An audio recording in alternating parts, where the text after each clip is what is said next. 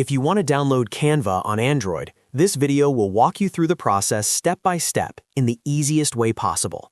Whether you're installing Canva for the first time or just want to make sure you're getting the official app, I'll show you exactly what to do so you can start designing on your phone in just a few minutes. And before we jump in, if this tutorial helps you out, make sure to hit the like button and subscribe for more simple app tutorials just like this. It really helps the channel grow and it keeps you updated with the latest how-to guides. All right, let's get straight into it. First, unlock your Android phone and open the Google Play Store. This is the official app store for Android, and it's the safest place to download Canva.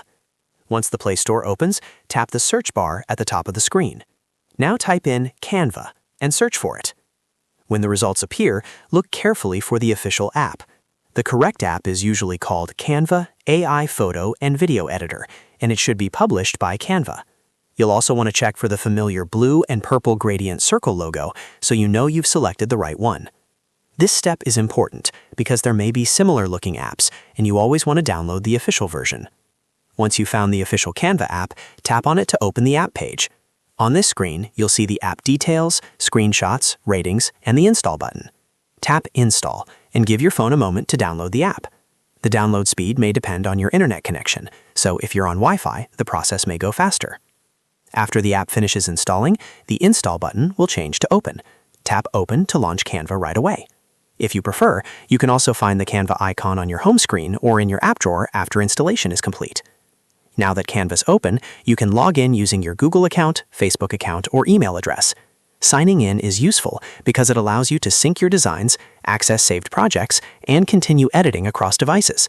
If you're a new user, you can also create a fresh account and start designing immediately. If you run into any issues while installing Canva, there are a few quick things to check. Make sure your Android device has enough storage space available. Also check that your phone is running a supported version of Android.